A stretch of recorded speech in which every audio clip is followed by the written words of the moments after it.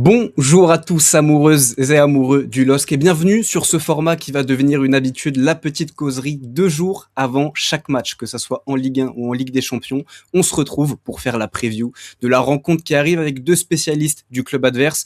Et vous le savez, rendez-vous vendredi soir 20h45 à Pierre-Mauroy pour la première rencontre à domicile de la saison et pour la réception du Paris Saint-Germain dont on va parler avec nos deux invités du jour. Le premier, journaliste pour Culture PSG, qu'on entend aussi assez souvent sur Ici Paris, Île-de-France. Ilyes Peters est avec nous. Comment ça va, Ilyes? Ouais, ça va très bien. Nouvelle semaine de Ligue 1 qui commence, donc ça va très bien. C'est ça, ouais, la deuxième semaine, c'est la deuxième journée. Le second, justement, journaliste pour Le Parisien, qui couvre évidemment le Paris Saint-Germain. C'est Adrien Chantegrelet, comme il m'a demandé d'insister sur le Chantegrelet. Comment ça va, Adrien? Salut Enzo, salut tout le monde. Ça va impeccable, écoute, on est dans le bain déjà de cette saison, donc tout roule. Ouais, qui a commencé un petit peu en avance par rapport aux Pour le autres clubs PSG, ouais. français. Ouais, C'est l'honneur toujours le des cas. champions d'Europe, hein. Quand tu es champion d'Europe, tu commences Ouais. plus tôt. Voilà. Ça finit un peu plus tard, ça commence un peu plus tôt. Et un petit peu moins, un petit peu moins de vacances justement sur cette semaine. On disait semaine de Ligue 1, c'est aussi semaine de tirage au sort de Ligue des Champions. Et on a de la chance, nos deux clubs dont on va parler aujourd'hui sont concernés. Est-ce que quand on est parisien, que ce soit journaliste ou suiveur, supporter, très honnêtement les gars, c'était une question que je me posais. Est-ce que le plus important de cette semaine, c'est le match face au LOSC, qui reste un match de Ligue 1 avec l'importance qu'on sait que le PSG donne à la Ligue 1, ou ce tirage au sort de Ligue des Champions, même si c'est que la phase de Ligue, on sait que c'est la compétition suprême la plus importante pour le PSG. Ilyes, c'est quoi l'événement véritablement de la semaine côté parisien? Alors, c'est sûr que on distingue bien évidemment la Ligue des Champions de la Ligue 1, mais pour moi, le vrai événement de cette semaine du Paris Saint-Germain, de cette deuxième semaine du Paris Saint-Germain, c'est l'annonce de la composition de Luis Enrique face au Okay. LOSC. Avant même le tirage au sort, avant même le match contre Lille, pour moi, l'événement que j'attends le plus vraiment cette semaine, c'est H-1 à Pierre-Mauroy et l'annonce de la composition parce que ce qui s'est passé dimanche à Rennes, on n'a pas fini d'en parler. Je pense qu'encore aujourd'hui, on va pas mal débattre là-dessus. Et à titre individuel, en tout cas, c'est vraiment cette annonce de la compo que j'attends le plus.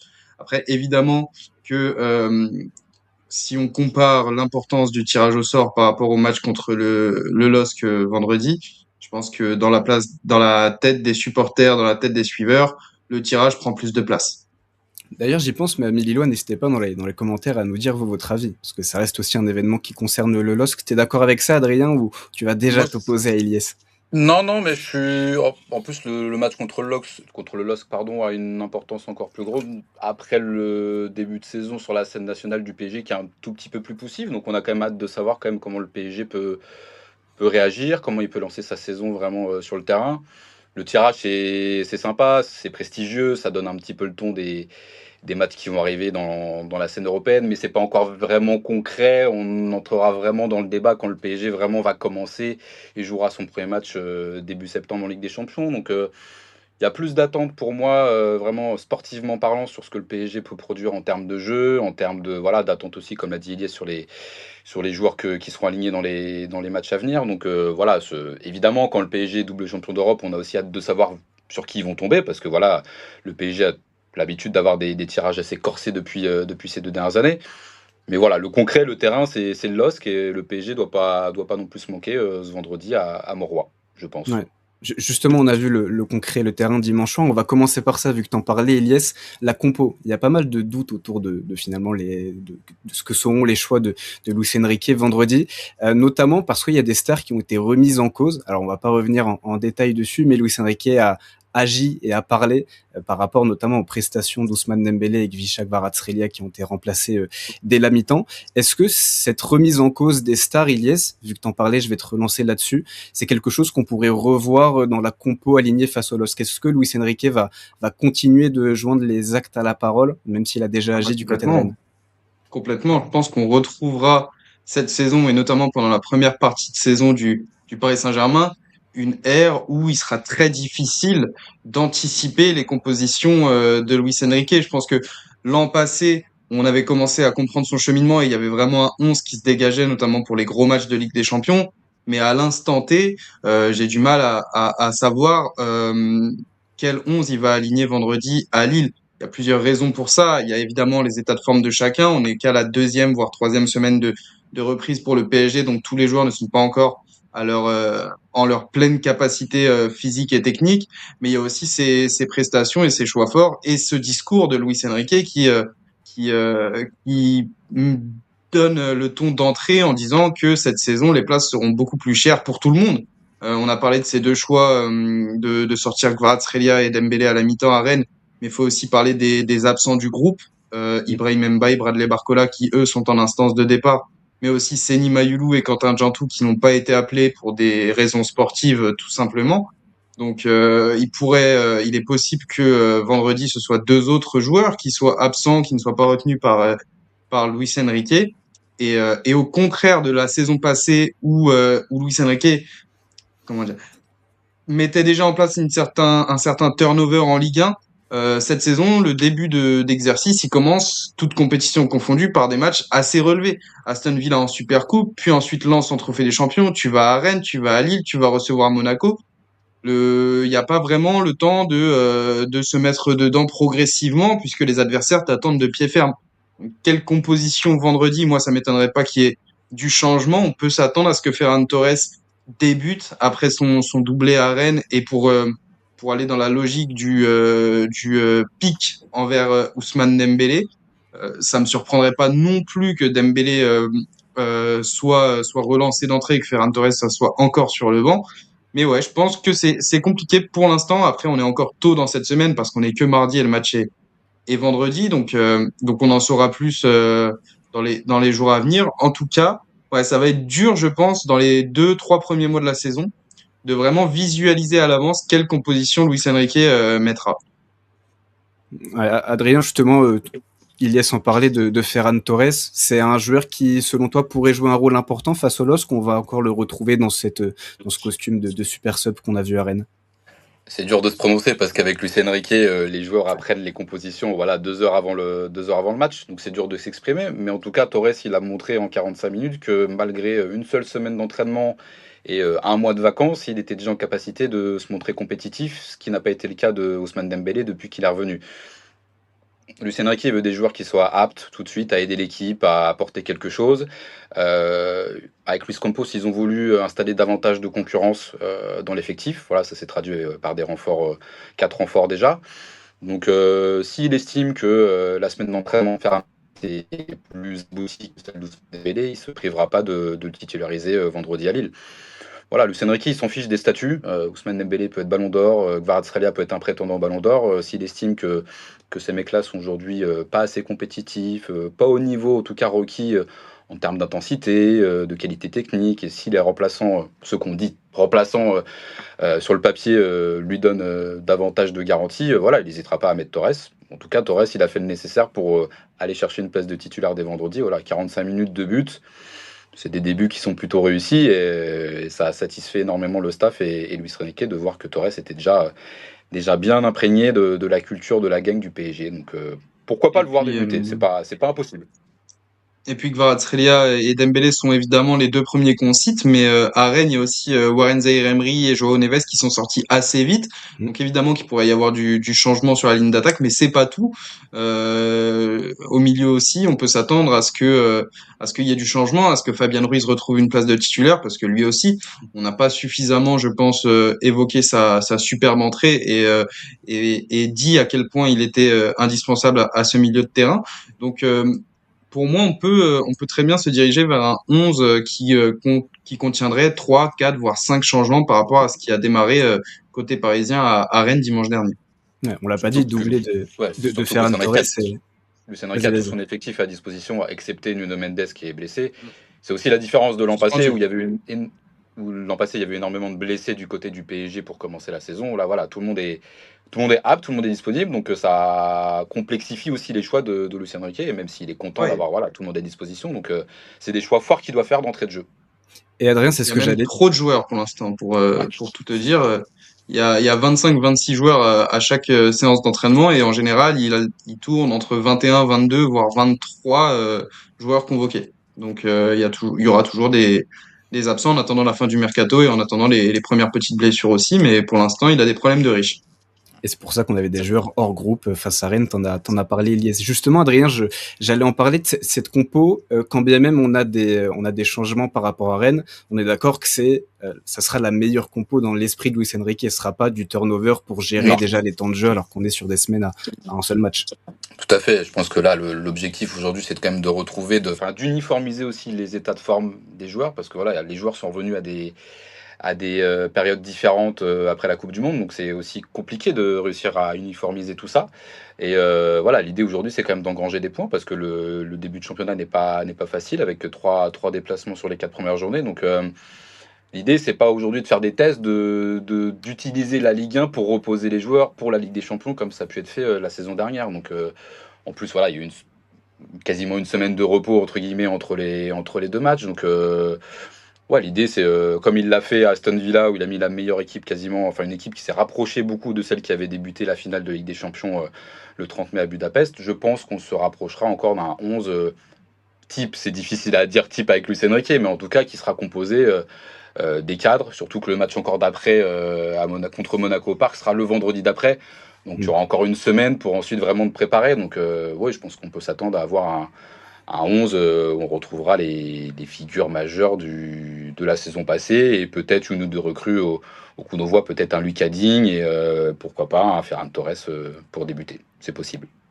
Justement, Lucas Digne, ancien Lillois, j'allais en parler parce que vous en avez parlé. Il y a un absent à son poste, Nuno Mendes. C'était Lucas Hernandez qui a été préféré à Rennes.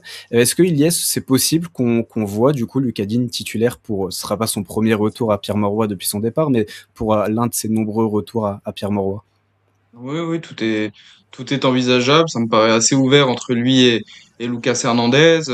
Lucas Digne avait été titulaire lors du Trophée des Champions. Il n'avait pas été aussi brillant que ça. Preuve en est, le match d'après à Rennes, il a été remplacé par Lucas Hernandez, un peu à la surprise générale.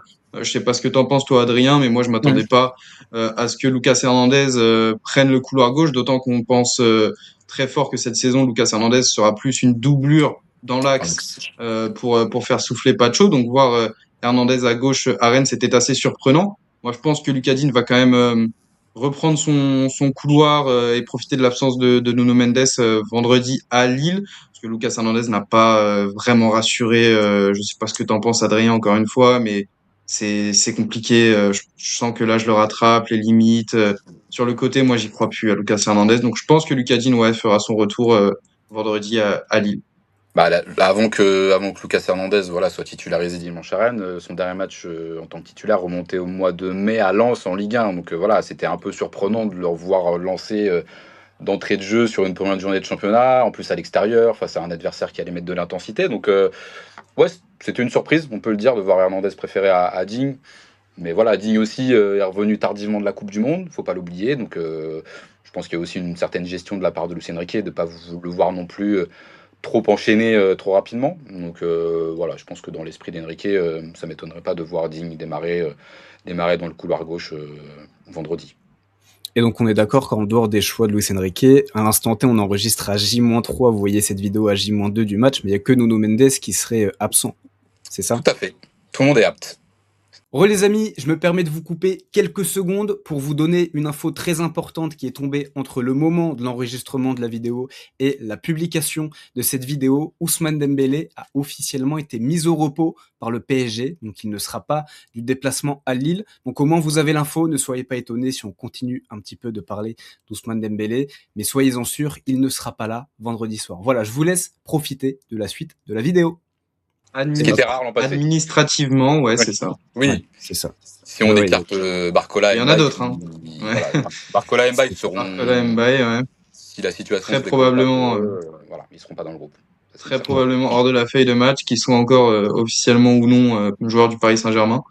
Mais c'est le cas concernant les deux ailiers. Contre Rennes, ils ont même pas été retenus. Contre Lens, lors du Trophée des Champions, ils avaient été retenus, mais ils ne figuraient même pas sur la feuille de groupe, sur la feuille de match, pardon. Donc ils avaient fait le déplacement à Bollaert, mais ils étaient en tribune. Pareil lors du Trophée des Champions, il me semble qu'ils n'étaient pas sur la feuille de match alors qu'ils avaient fait le voyage. Donc je pense qu'on peut d'ores et déjà les considérer comme absents à Lille.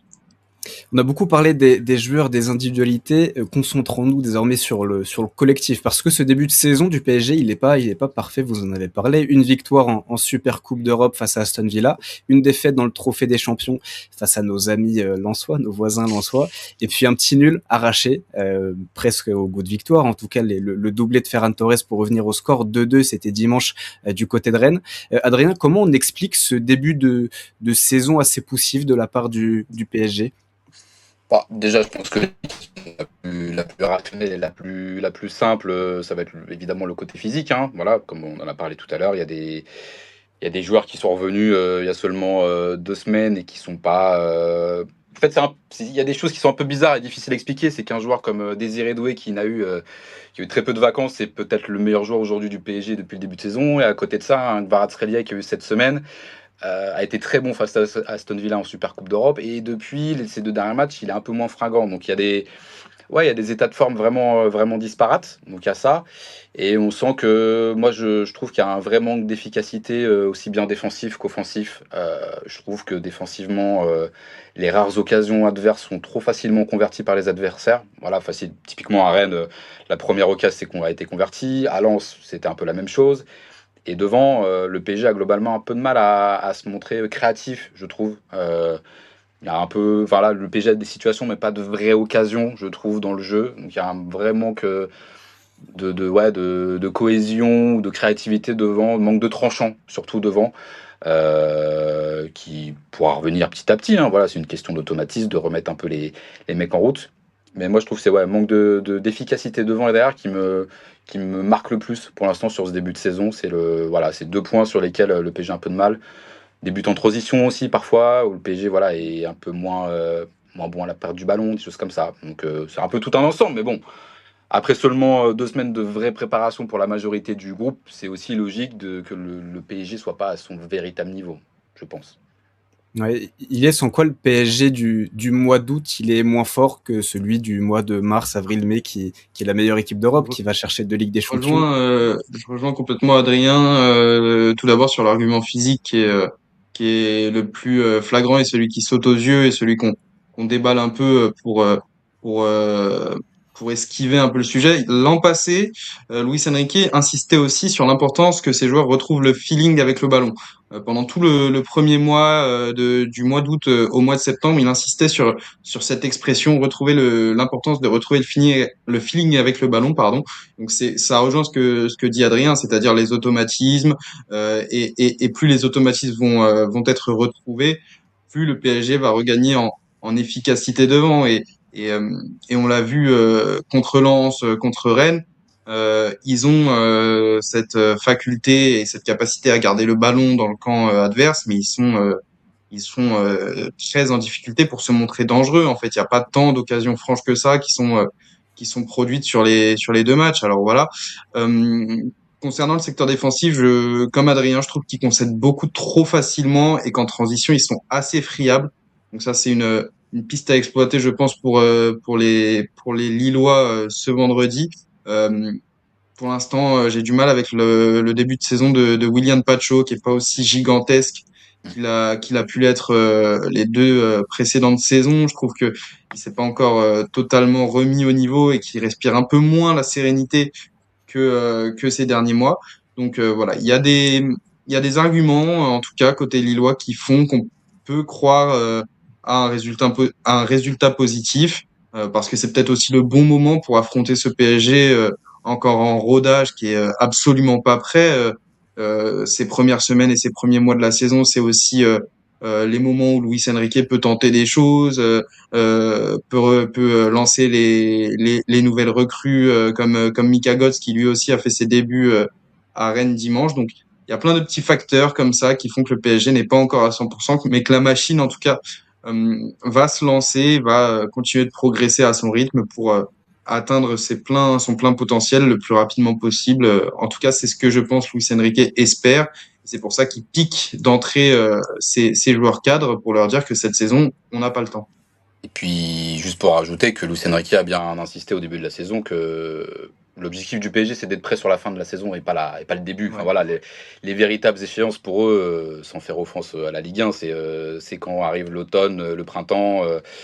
sur la Ligue des Champions. Voilà, c'est l'objectif du PSG, c'est d'être en forme optimale, voilà, peut-être au début de l'année, et que le PSG peut presque se permettre d'une certaine manière de laisser quelques points en route sur 2-3 premiers matchs, compte tenu de la marge qu'ils ont. Voilà. Après, évidemment, si le PSG perd, ça plaira pas à Luis Enrique, mais voilà, ils ont une telle marge par rapport à la concurrence que voilà, même s'ils venaient à laisser en route quelques points dimanche, la situation serait pas dramatique et en vue de la suite.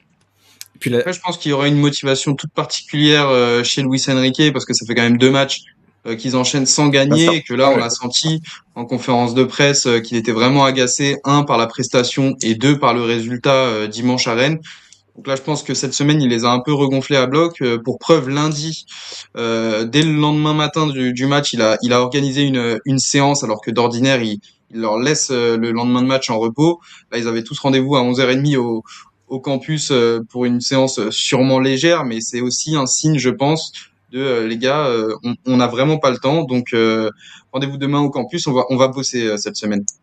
ouais, et puis la différence par rapport à la saison dernière où l'été avait été encore plus court, j'ai envie de dire, c'est que là, le PSG affronte tout de suite des gros de Ligue 1, entre guillemets. Et à Rennes, l'extérieur en Lens, plus. c'est ça. Je crois que la saison passée, c'était Nantes et Le Havre de mémoire les 2 premières journées à vérifier. Je sais que Nantes et c'était Nantes. Angers, je crois.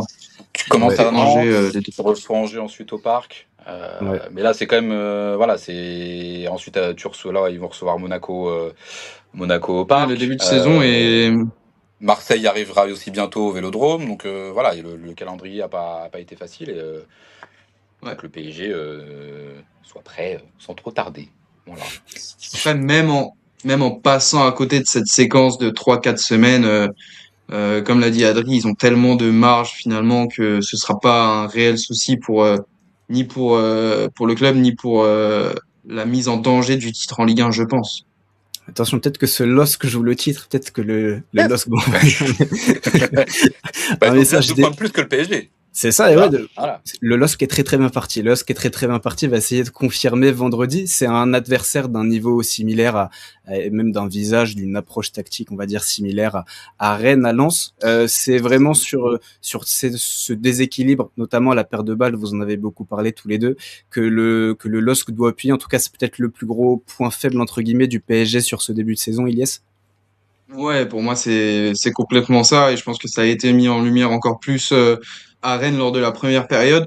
Rennes qui a fait ce qu'il fallait, mais ils ont été très justes aussi, les Rennais, parce qu'ils ont défendu relativement bas, mais en contre-attaque et en transition rapide, la justesse et la propreté dont ils ont fait preuve avec cette petite dose de créativité, parce qu'ils ont aussi des joueurs de talent. Valentin Rongier, Thomasson au milieu de terrain pour sortir les ballons. Il a fallu parfois inventer des choses, inventer des talonnades, inventer des remises. Et Esteban Le Paul aussi de haut but, ce qu'il fait sur le premier but avec cette déviation de la tête. Enfin, il faudra, pour mettre en péril ce PSG qui, même s'il n'est pas encore prêt, il faudra jouer les miettes à fond et avoir aussi bien la réussite que la justesse technique, à l'image de ce qu'a fait Rennes, je pense. On avait parlé en off un peu avant l'émission du fait que le LOSC pourrait aller chercher haut le Paris Saint-Germain.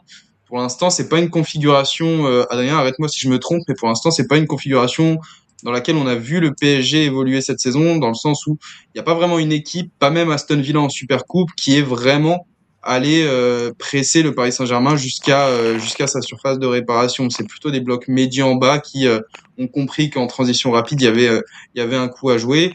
Et pour moi, c'est cette carte-là qu'il faudra jouer côté Lillois vendredi soir. T'es d'accord avec ça, Adrien, même si le LOSC presse très très bien haut, Mmh. récupère beaucoup de ballons dans les zones dangereuses sur cette prépa et ce début de saison, c'est plutôt une approche un petit peu plus restrictive, entre guillemets, qu'il va falloir adopter si tu veux piéger ce PSG. Peut-être, on sait que le PSG, quand il joue face à des blocs bas, c'est là où ils sont le plus en difficulté. Et comme on disait tout à l'heure, ce PSG de août 2026, il manque un peu de créativité. Donc c'est peut-être en se reniant peut-être un petit peu de la part d'Ancelotti et du LOSC qui vont peut-être le plus embêter le PSG, parce que quand tu viens les presser le haut, le PSG, ils ont quand même une capacité. Enfin, ils ont des joueurs, en tout cas techniquement, si Vitinha, Neves et Ruiz sont à leur niveau technique, ils te sortent quand même des ballons assez chauds où, on va dire, la globalité des équipes peut-être aurait du mal à relever ce défi du pressing. Et ces joueurs-là, quand même, ont une capacité à te soulager, à te ressortir des ballons proprement, même sous pression, qui est assez impressionnante.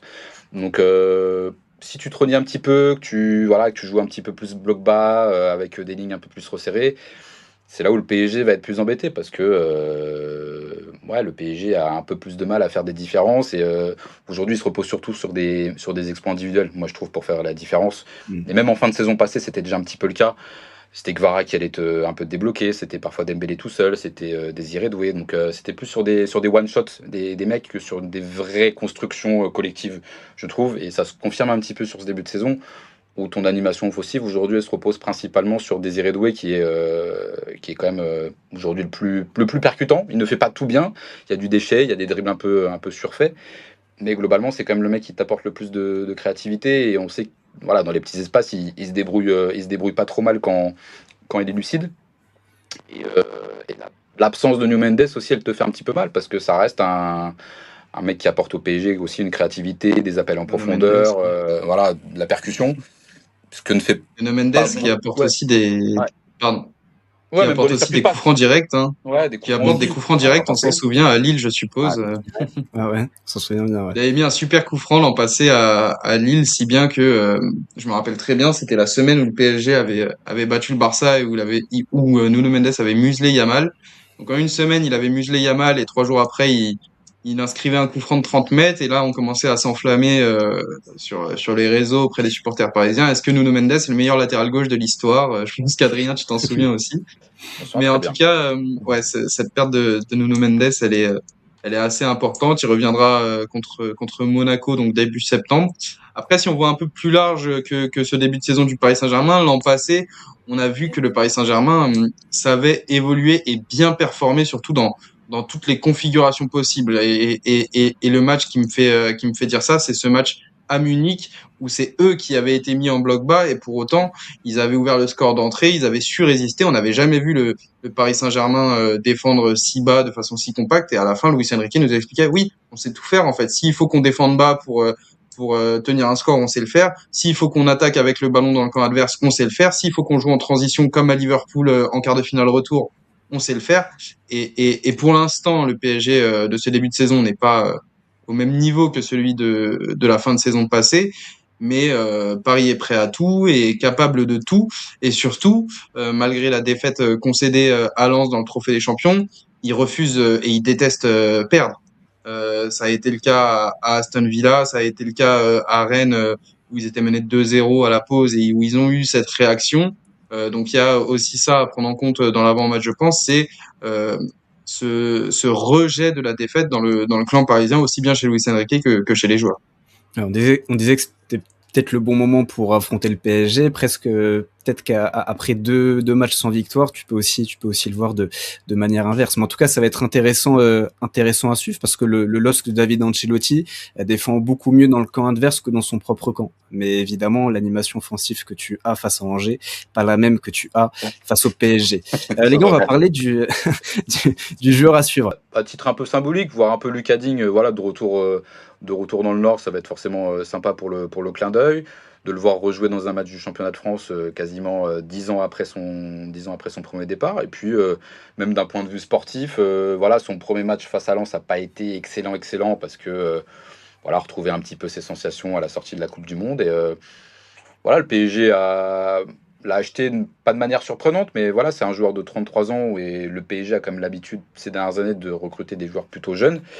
Et à la base, ils voulaient recruter une doublure à Nuno Mendes avec un joueur plutôt à fort potentiel. Et finalement, ils sont rabattus sur Lucas Digne, sur un côté un peu plus expérimenté pour faire un peu un rôle de grand frère auprès de Nuno Mendes. Donc voilà, c'est un mec qui est expérimenté, qui sort quand même qui est redevenu titulaire en équipe de France. Donc voilà, il y a un mec expérimenté, on attend forcément qu'il soit aussi en mesure d'apporter voilà, son expérience, sa plus-value dans ce PSG-là, même si voilà, c'est un profil totalement différent de Nuno Mendes, mais je suis curieux de voir comment il va s'intégrer. C'est un joueur qui connaît très bien Luis Enrique, sur lequel Luis Enrique veut vraiment s'appuyer dans la vie de groupe et sur le terrain. Donc ouais, je suis curieux de voir comment il va s'intégrer dans tout ça.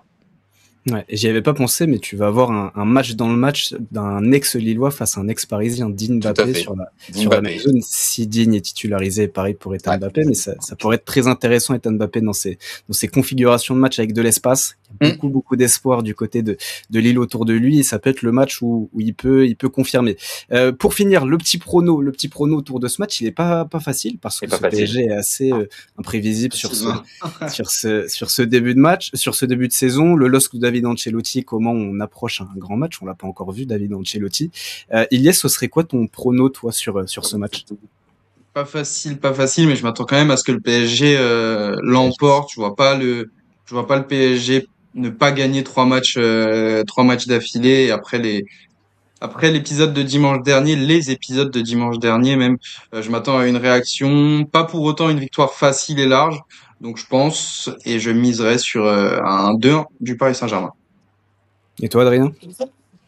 Moi, je mise sur un match nul parce que j'ai le souvenir que l'an passé, même si c'était une équipe différente, le LOSC avait quand même bien embêté le PSG, mine de rien, parce que c'était pas totalement immérité qu'ils égalisent à la fin avec la complicité de Lucas Chevalier, de mémoire. Tiens le doigt. Mais voilà, exactement. Non, plus sérieusement, je sais pas. Voilà, le fait que ce soit à l'extérieur, que le PSG soit pas encore en pleine possession de ses moyens, me fait dire que ce sera toujours pas évident. Pour être très honnête, j'ai pas vu le match du LOSC contre Angers la semaine passée, donc j'ai pas pu voir vraiment à l'œuvre ce que mettait Ancelotti en place. Mais moi, je place Lille comme un des enfin comme un des prétendants au podium sur la fin de saison, vraiment. Donc, je pense que ce sera pas facile. Ouais, un nouveau match nul à mon avis. Le PSG, je pense pas que le PSG perdra, mais un match nul à mon avis, un partout, un partout. Ouais, voilà. Ça va être très intéressant de voir ce PSG Ouais. qui est pas dans une forme optimale du côté de Pierre Mauroy. Merci messieurs. Je pense qu'on a tout dit, on a fait le tour autour de ce match. Rendez-vous la semaine prochaine pour une nouvelle petite causerie sur le TFC. Cette fois-ci, attention, ça sera le mardi puisque le match se joue le jeudi, calendrier exceptionnel. Donc, faudra être un petit peu en avance. D'ici là, la petite tribune de Raphaël vous aura débriefé ce match face au PSG. Vous aurez aussi parlé de la fin de mercato. C'est en train de beaucoup bouger. Ça, c'est pour YouTube. Rendez-vous aussi sur le site. Comme d'habitude, vous avez toutes les infos, la conf, le point groupe, les réactions d'après-match, les notes et tout ce qui concerne évidemment le LOSC. Bon match à vous, messieurs. Que le meilleur gagne. Et à très vite. Salut à tous.